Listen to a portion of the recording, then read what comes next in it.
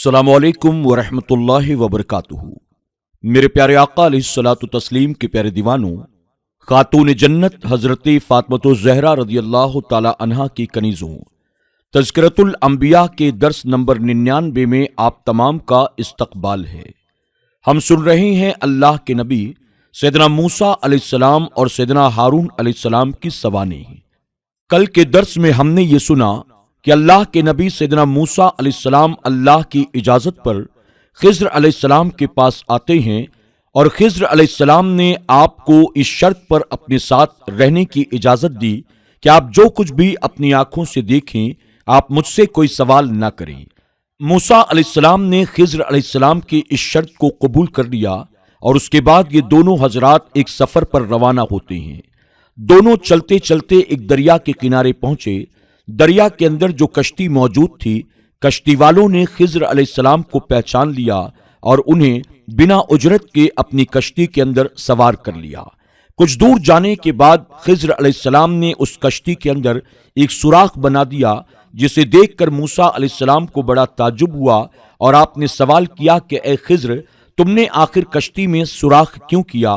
کیا تم چاہتے ہو کہ تمام کشتی والے دریا میں غرق ہو جائیں؟ اس پر خضر علیہ السلام نے کہا، میں نے تم سے کہا تھا کہ تم مجھ سے کوئی سوال نہ کرو گے، لیکن تم صبر نہ کر سکے اور تم نے سوال کیا، اب تم میرے ساتھ نہیں رہ سکتے۔ موسیٰ علیہ السلام نے کہا، میں آئندہ اس بات کا خیال رکھوں گا اور آپ سے کوئی سوال نہ کروں گا۔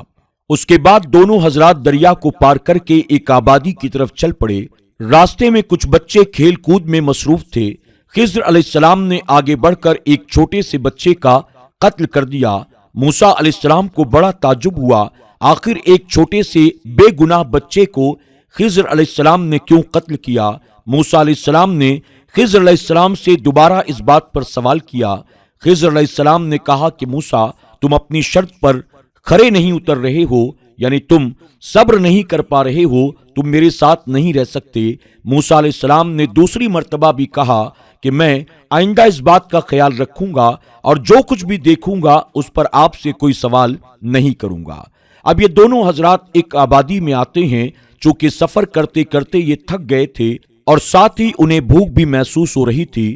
خضر علیہ السلام نے گاؤں والوں سے کہا کہ وہ ان کی خاطر کھانے پینے کا انتظام کریں۔ اس پر گاؤں والوں نے صاف صاف منع کر دیا۔ کچھ دور جانے کے بعد خضر علیہ السلام نے دیکھا کہ ایک دیوار عنقریب گرنے والی تھی۔ خضر علیہ السلام نے آگے بڑھ کر اس دیوار کو سیدھا کر دیا، یعنی گرنے سے بچا لیا۔ اس پر موسیٰ علیہ السلام نے کہا، اے خضر، گاؤں والے ہمیں کھلانے پلانے کے لیے تیار نہیں تھے، اگر تم نے ان کی گرتی ہوئی دیوار کو سیدھا کر دیا ہے تو تمہیں چاہیے کہ تم اس کے عوض ان سے اجرت طلب کرو۔ اس پر خضر علیہ السلام نے کہا، 3 مرتبہ تم نے مجھ سے سوالات کیے، اب تم میرے ساتھ نہیں رہ سکتے ہو، اب تمہیں مجھ سے الگ ہونا ہوگا، لیکن میں چاہتا ہوں کہ تمہارے جانے سے پہلے میں تمہیں بتا دوں کہ یہ تینوں کام میں نے کیوں کیے۔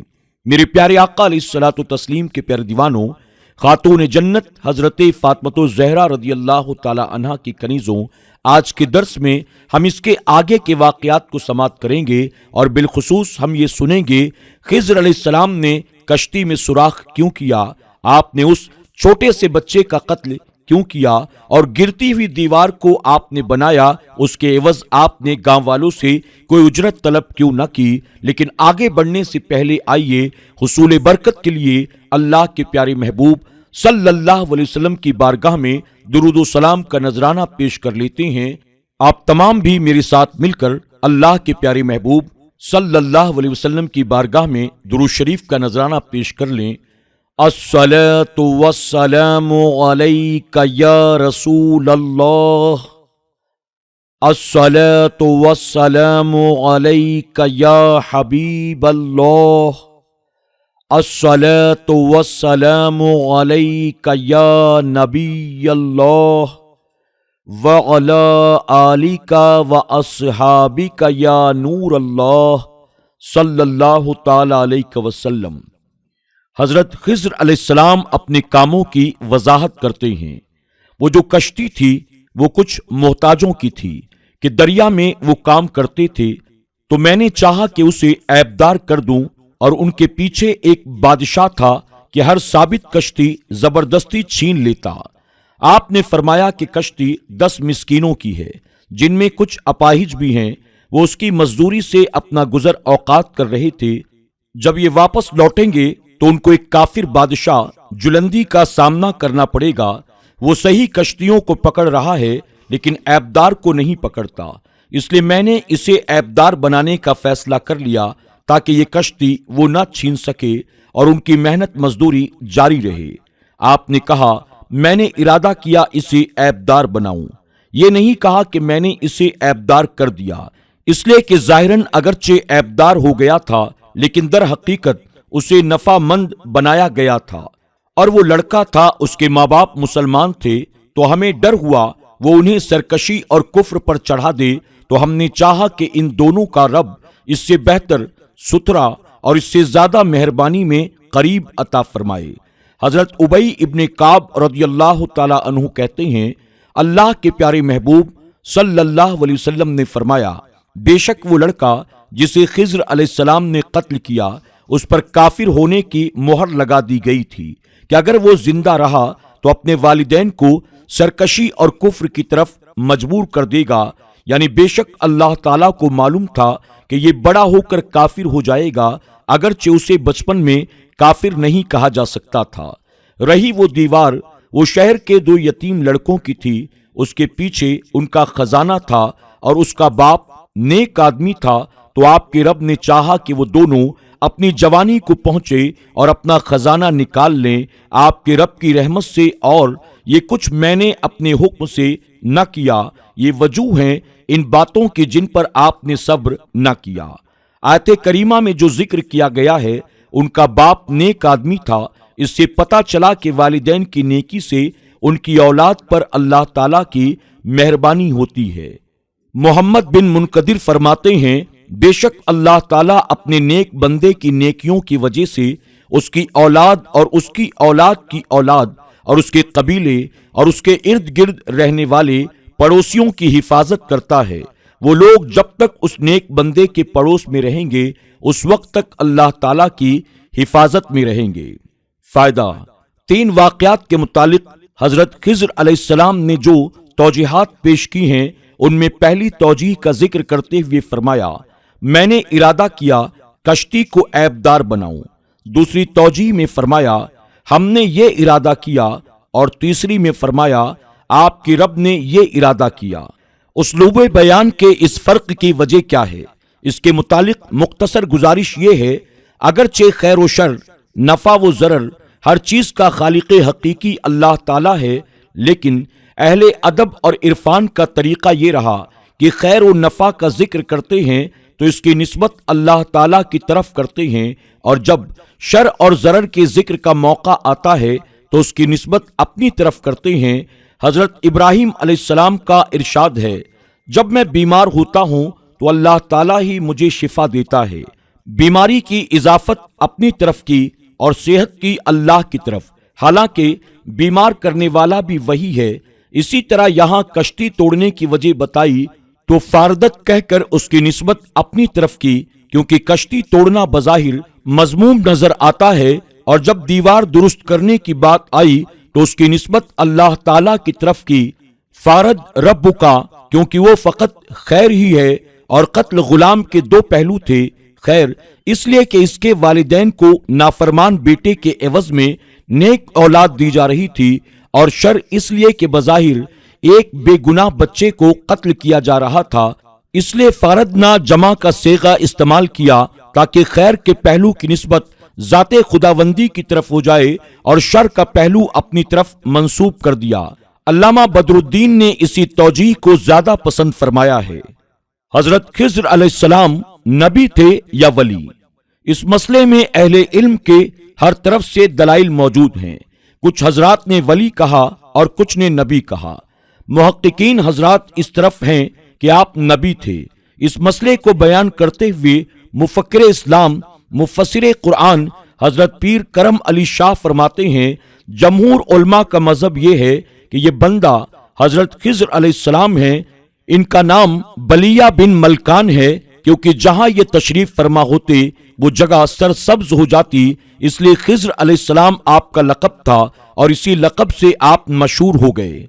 बाज़ उलमा की ये राय है कि वो वली थे, लेकिन अल्लामा पानीपती और दीगर उलमा मुहक्किकीन की ये राय है कि वो नबी थे, क्योंकि वली के इल्हाम से इल्म ज़न्नी यानी अक्ली हासिल होता है और इसमें खता का एहतमाल होता है और इल्हाम की वजह से कत्ल जैसे संगीन फेल का इर्तिकाब जायज नहीं हो सकता। इसलिए आपको नबी मानना पड़ेगा और नबी का इल्म यकीनी होता है। आपको नबी मानने वालों के दलाइल, हमने उसे अपनी तरफ से रहमत अता की। रहमत से मुराद इस मकाम में नबूवत ही है। दूसरे मकाम पर रहमत बमायने नबूवत इस्तेमाल है। जब काफिरों ने नबी करीम सल्लल्लाहु अलैहि वसल्लम की नबूवत पर तबसरा करते हुए कहा, क्यों ना उतारा गया कुरान इन दो शहरों के किसी बड़े आदमी पर, यानी मक्का और ताइफ के किसी अमीर तरीन आदमी पर कुरान उतरना चाहिए था। तो उनके जवाब में रब ताला ने इरशाद फरमाया, क्या तुम्हारे रब की रहमत वो बांटते हैं? यहाँ रहमत से मुराद नबूवत है। मौलाना नईमुद्दीन मुरादाबादी रहमतुल्लाह तआला अपनी तफसीर खजाइनुल इरफान में फरमाते हैं, यानी क्या नबूवत की कुंजियां उनके हाथ में है कि जिसको चाहें दे दें। किस कदर जाहिलाना बात कहते हैं। इरशाद रब्बानी है और उसे अपना इल्म लदुन्नी अता किया। इससे मालूम हुआ कि आपको अल्लाह ताला ने उस्ताज के वास्ते के बगैर और रहनुमाई करने वाले की रहनुमाई के बगैर इल्म अता किया। हर वो शख्स जिसे अल्लाह ताला बगैर किसी इंसान के वास्ते से ऐसा इल्म अता फरमाए जो कतई दर्जे का हो, वो सिर्फ वही के जरिए ही अता होगा। ख्वाह वही जली हो या खफी हो, ऐसा शख्स नबी ही हो सकता है, क्योंकि वली का इल्म जो उसे इल्हाम के जरिए हासिल हो वो कतई नहीं होता बल्कि जन्नी होता है। मूसा अलैहिस्सलाम ने खिज्र अलैहिस्सलाम की खिदमत में अर्ज किया, क्या मैं तुम्हारे साथ रहूं इस शर्त पर कि तुम मुझे सिखा दो नेक बात जो तुम्हें तालीम हुई। नबी तालीम हासिल करने में ताबेदारी नहीं करता। इससे पता चला कि आप नबी थे। जब हजरत मूसा अलैहिस्सलाम ने खिज्र अलैहिस्सलाम को कहा, आप मुझे अपने साथ रहने की इजाजत दे दो, उन्होंने अपनी रिफत का मुजाहरा करते हुए कहा, और तुम कैसे सब्र करोगे इस बात पर जिसे आपका इल्म मुहीत नहीं। मूसा अलैहिस्सलाम ने तवाज़ो के साथ जवाब दिया, और मैं तुम्हारे किसी हुक्म के खिलाफ न करूंगा। इससे पता चला कि इल्म लदुन्नी के लिहाज से मूसा अलैहिस्सलाम पर खिज्र अलैहिस्सलाम को फौकियत हासिल थी। जो नबी ना हो उसे नबी पर किसी किस्म की फौकियत हासिल नहीं हो सकती। ख्याल रहे कि खिज्र अलैहिस्सलाम को सिर्फ जुज़वी फजीलत यानी इल्म लदुन्नी के लिहाज से हासिल थी, वरना मदारिज के लिहाज पर मूसा अलैहिस्सलाम को बरतरी हासिल है। काजी सनाउल्लाह पानीपती तहरीर फरमाते हैं, यह आयत दलालत कर रही है कि कभी कम दर्जे वाले शख्स को ज्यादा दर्जा वाले पर जुज़वी फजीलत हासिल हो जाती है, और ये बात भी वाज़े हो रही है कि ज्यादा मर्तबे वाले को चाहिए कि कम मर्तबे वाले से वो फजल कमाल हासिल करे जो उसे हासिल है। इल्म लदुन्नी क्या है? इमाम राजी फरमाते हैं, सूफिया इकराम ने उन उलूम का नाम लदुन्नी रखा है जो कश्फ के जरिए हासिल होते हैं, यानी सिर्फ अल्लाह ताला की अता से हासिल होते हैं। इनमें इंसान के कस्ब को दखल नहीं। हजरत खिज्र अलैहिस्सलाम ने अपने अफाल की तफसील बयान करते हुए फरमाया, मैंने अपने हुक्म से कुछ न किया, यानी मैंने ये तमाम काम अपनी राय और अपने इज्तिहाद से नहीं किए, बल्कि मैंने ये काम अल्लाह ताला के हुक्म और उसकी वही से किए हैं। इसलिए कि लोगों के माल का नुकसान करना और किसी को कत्ल करना बगैर वही और कतई नस के कभी जायज नहीं हो सकता। इससे वाज़े हुआ कि जब आपकी तरफ वही आती है तो आप नबी थे।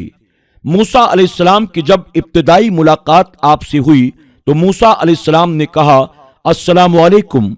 आपने जवाब दिया, वालेकुमुस्सलाम या नबी बनी इसराइल, ऐ बनी इसराइल के नबी तुम पर भी सलाम हो। मूसा अलैहिस्सलाम ने कहा, मन अरफ का, तुम्हें किसने बताया कि मैं बनी इसराइल का नबी हूं?